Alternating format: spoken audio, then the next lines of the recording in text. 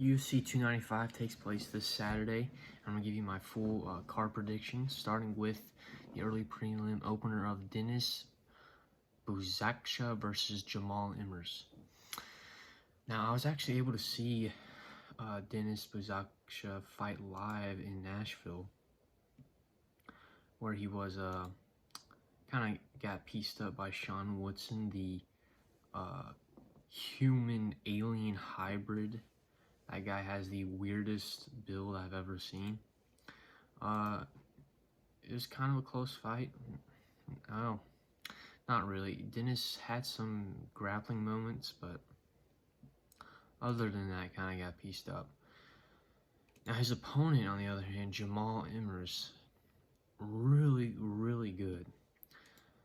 He just had a tough career. He just kind of got unlucky, I guess, in terms of the opponents he fought. He's actually quite good. He did lose to Jack Jenkins in his most recent fight, but that you can make an argument that he won that fight. It was super, super close, and I remember watching it live with MMA Guru, and Guru kind of thought that Jamall Emmers won, even though he picked Jack Jenkins.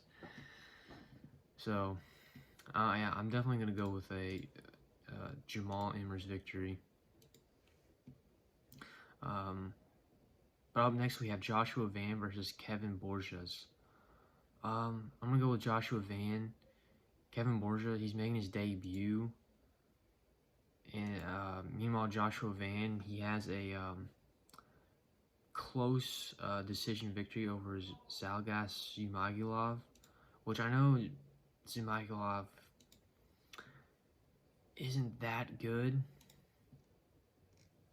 but it's a decent win to have. He got robbed against Charles Jourdain, so he should have won that fight, and then he did lose to Jeff Molina, which I didn't realize. That sucks, dude. That really, really sucks.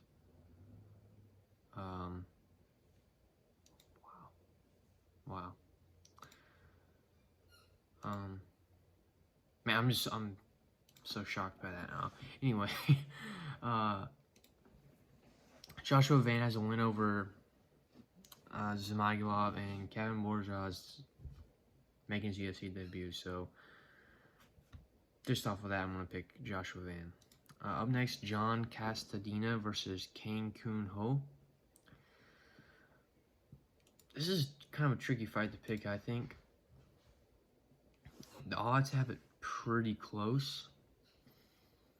But I think I'm going to pick Kyung-ho to get a submission victory over John Castaneda, mainly just because Kang just submitted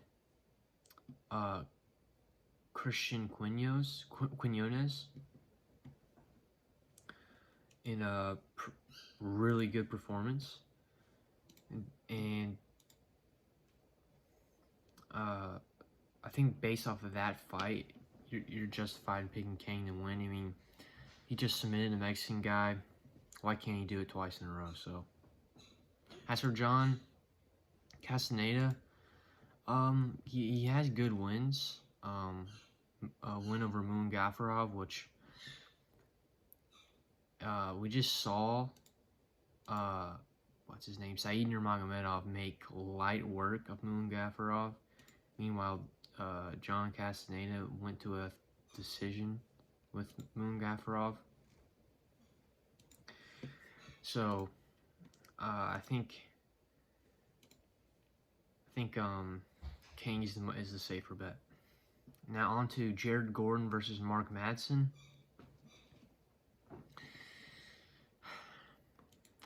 I think I'm going to pick Jared Gordon to win. Mark Madsen just is old and one-dimensional.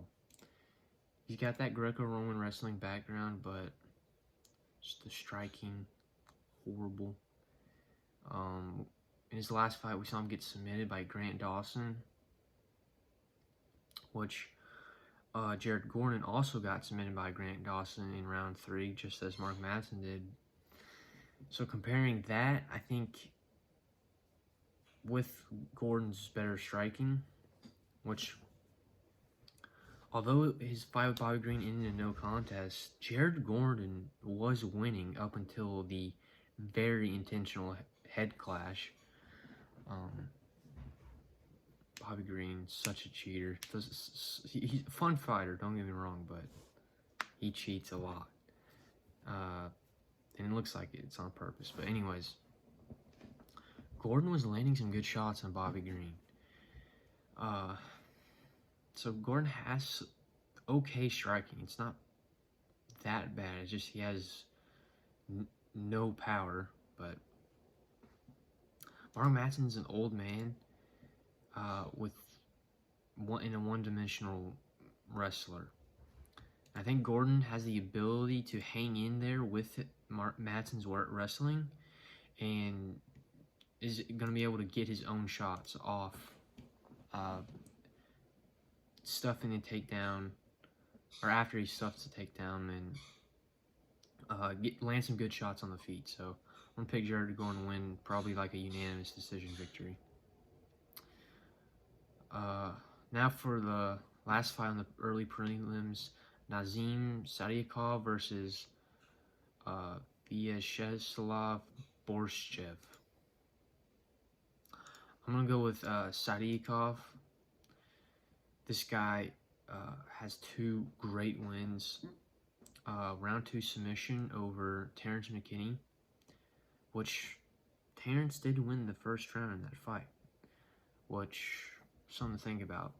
But his last fight was against Evan Elder, which he got a KO in round 3. 2 solid wins. Now for Borshchev, on the other hand, coming off of a good KO victory over, why are all these damn names so hard to pronounce? The last guy he beat got a TKO victory in the second round. But that guy's kind of not that great a win, really. That guy's not very good. Kind of a can, to say the least. And his other wins, or other 2 fights he's lost, one of which was to Mike Davis and Mark DeCasey, which that's not good at all. So for that reason, I'm gonna pick Sadykhov to win. Sadykhov's a strong prospect to be on the lookout for, so I think your bets are safer with him. All right, on to the prelims. We have Mateusz Rębecki versus Nurullo Aliev. I'm gonna pick Rębecki because I think he's gonna be able to stuff the takedowns and land big shots on I say this guy's name? Aliev? I'm just gonna say Aliev. So many fights on this cards with, or so many fighters on this cards with really weird names to pronounce. Really annoying. But yeah, I think he's gonna get a TKO victory over Aliev.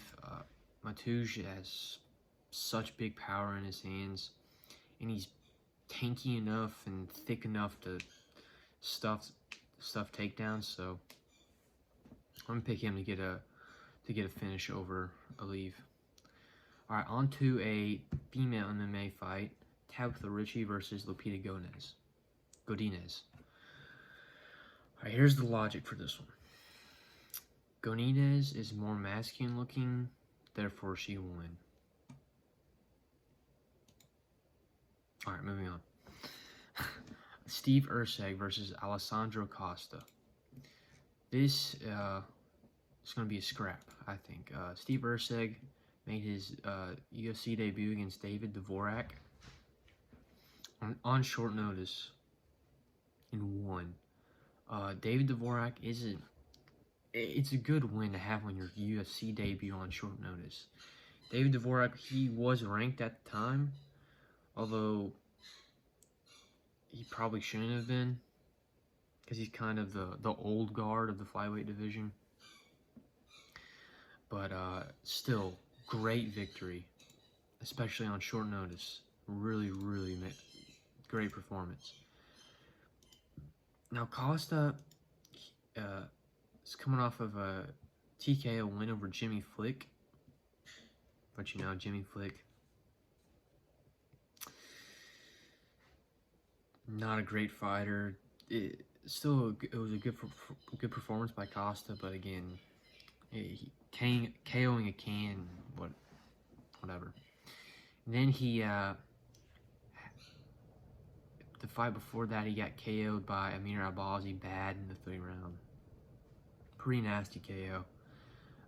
He had his moments against Albazi, but still kind of got smoked. So for that, I'm going to pick Steve Erceg. To be able to win your debut against David Dvorak, again, that tells a lot about what kind of fighter you are. So I'm definitely picking Steve Erceg. All right, on to the main card. Diego Lopes versus Pat Sabatini. Why is Pat Sabatini on a main card? I don't know. But, yeah, I think this is going to be quick work for Diego Lopes. I think Diego Lopes has the potential to be the featherweight Charles Oliveira.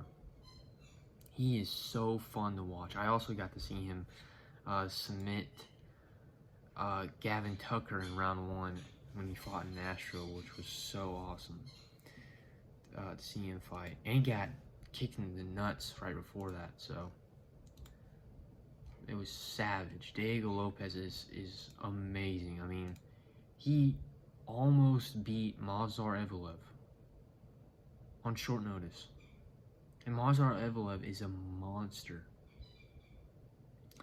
I believe he is currently ranked. Let's see what Mayar rank is. He's in the top 10, right? I don't know. But Mayar Evloev, making it that close on short notice is absolutely amazing. So, and Pat Sabatini, I mean, coming off of a win against Lucas Almeida, which is alright. We got front kick KO by Damon Jackson.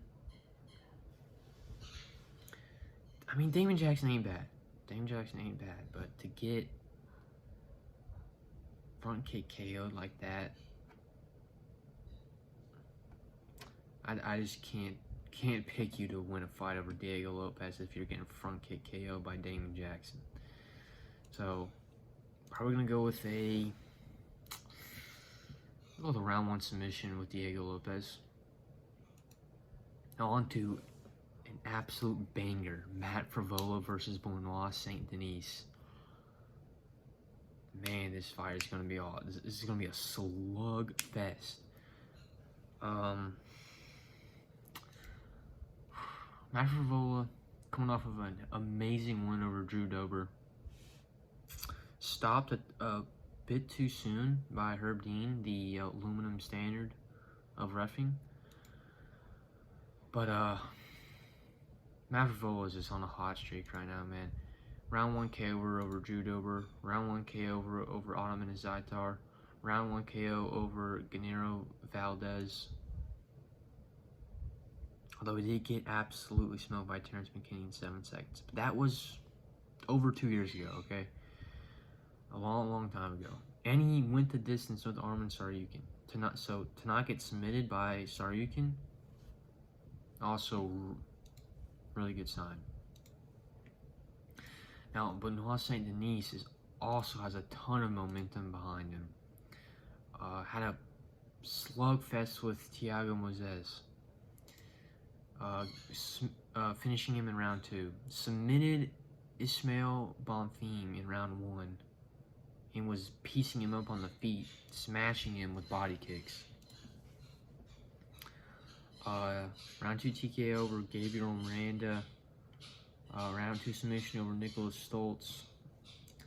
He's on a hot streak, but if we look at his last fight against Thiago Moises, he was getting way too overzealous in the pocket and getting countered. And he was kind of relying on his chin a bit. And you cannot do that against Matt Frevola. Matt Frevola cracked the Giga Chad chin of Drew Dober. If you can crack Drew Dober's chin, you can crack anybody's chin. Because Thiago Moises does not have the power of Matt Frevola. If you're trading the pocket like Benoit Saint-Denis was with Thiago Moises, it ain't gonna work out for you. So for that reason, I have to pick Matt Frevola. Probably, I'm gonna say round 1 KO. Probably gonna go late round 1 TKO. All right, now once again, onto a woman MMA fight: Jéssica Andrade versus Mackenzie Dern. I think Andrade is done. She is on, I think, a 3-fight losing streak, all by finish.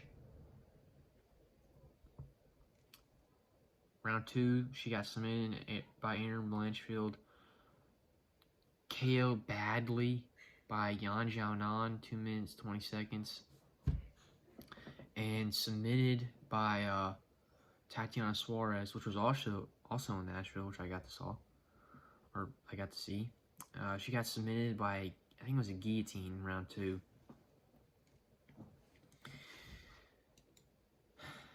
That's just... She made so many amateur mistakes in all 3 of those fights. She looked super hesitant in her fight against Tatiana Suarez. Was just swinging like a R word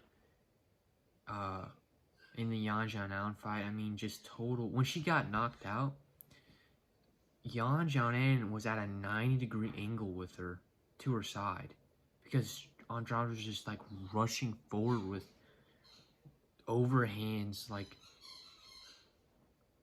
a crazy person.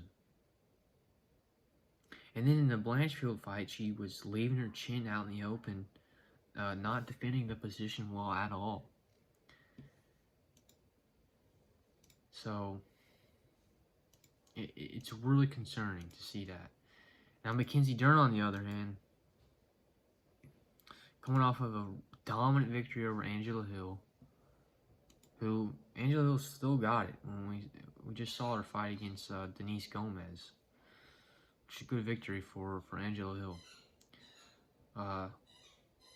Lost a 5-round fight against Yan Xiaonan. So we can compare that right there. Andrade's fight with Yan Xiaonan, she gets smoked in round 1. Mackenzie Dern, she has a pretty close fight. She won 1 or 2 rounds against Xiaonan. I think it was all 48-47. Most people had it, so that right there, those 2 points right there to show you the difference in their skill, I think. So off of that, you got to pick Dern, right? Especially being a submission specialist, and Andrade losing her last 2 out of 3 fights by submission. So I'm gonna probably pick Dern by maybe a round 3 submission. But anyway, enough with women MMA talk. Now on to the 2 most awesome fights in recent memory. All 4 fighters in the co-main and main event, most fans want to win. We want all 4 of these guys to succeed. they're all fan favorites. Although Pavlovich isn't as famous as the other three, but the hardcore fans all like Pavlovich. Seems like a cool guy. It sucks when fighters you both want to win go up against each other. It's kind of annoying, but it's also kind of awesome because that's what they want. They want to fight the best, so it has to be that way. But anyway, on to the co-main event of Sergey Pavlovich versus Tom Aspinall. This is a tricky fight to predict because it all comes down to, is Aspinall swift and agile enough to bob and weave out of Pavlovich's punches and land his faster jab, his faster two, mix up with, get weird. He's got to get weird. Implement the grappling. But he just has a horrible habit of leaving his chin out in the air. And I know he's conscious of that. He's going to be practicing that in training, but he's taking this on short notice. And we just saw in his last fight against Tybura. He went in for a combination, which he landed. It was a great combination. And Tybura, what'd he do? Landed a good right hook on him. And if you're doing that against Pavlovich, what's going to happen? It's not going to be good for Aspinall. And we don't really know how good Aspinall's chin is. I mean, it's not bad. He's never really been wobbled or hurt like crazy.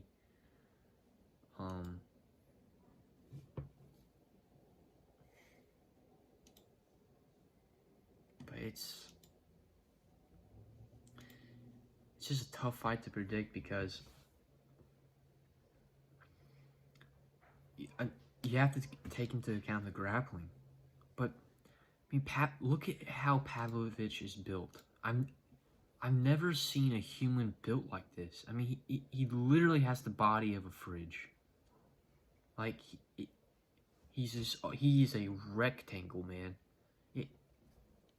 It is crazy, and he's got his ape index is insane.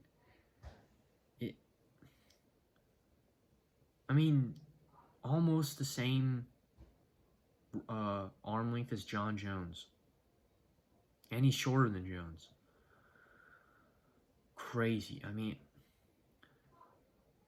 I don't think Aspinall hasn't fought anyone with as good as boxing as Pavlovich. Not even close. Pavlovich is going to be the best boxer, the fastest puncher, the hardest puncher Aspinall has ever faced. And I don't think Aspinall's going to be ready for it. But on the other side, Pavlovich hasn't fought as good of a grappler or as someone as fast as Aspinall.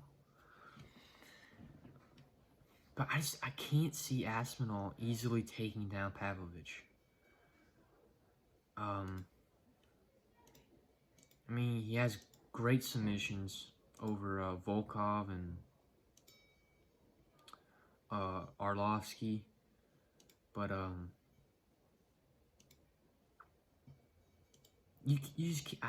can't see him taking down Pavlovich that easy. What he might do, and what I think his best path to victory,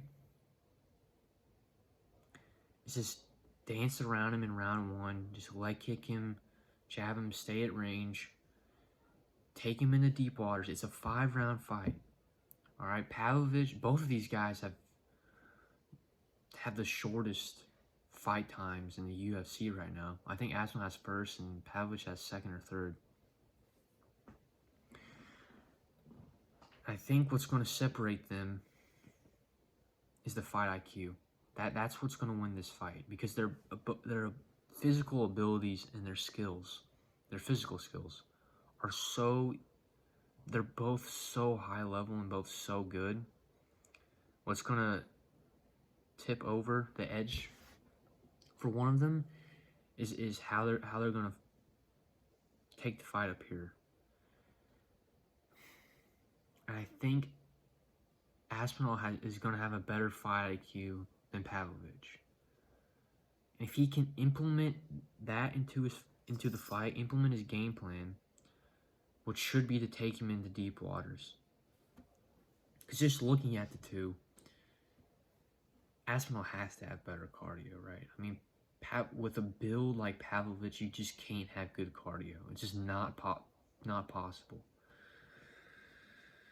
So it just depends if Pavlovich can catch him in the first or second round, and if he can't, or if Aspinall can dance around him long enough to get him tired, and then maybe like get into a clinch, go for a trip or a sweep, and then go for like a submission or something like that.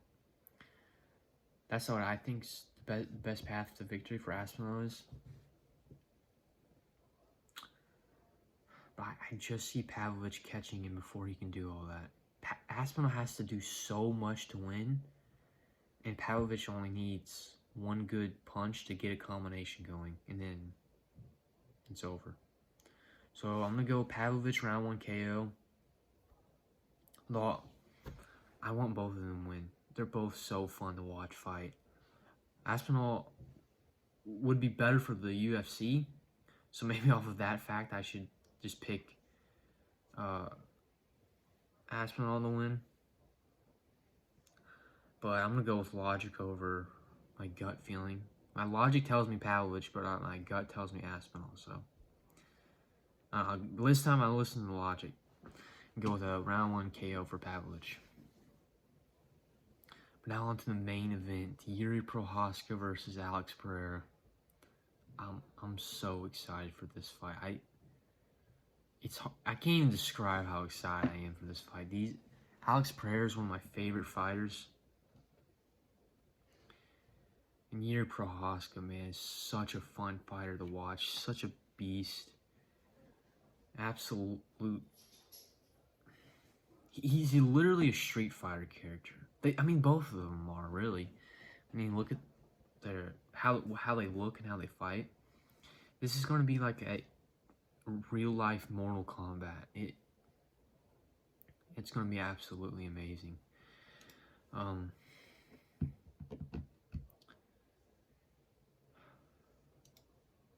I want both of them to win.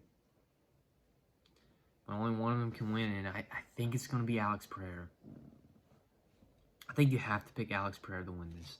Let's see if he's the betting favorite. I'm sure he is. Yeah, slight betting favorite.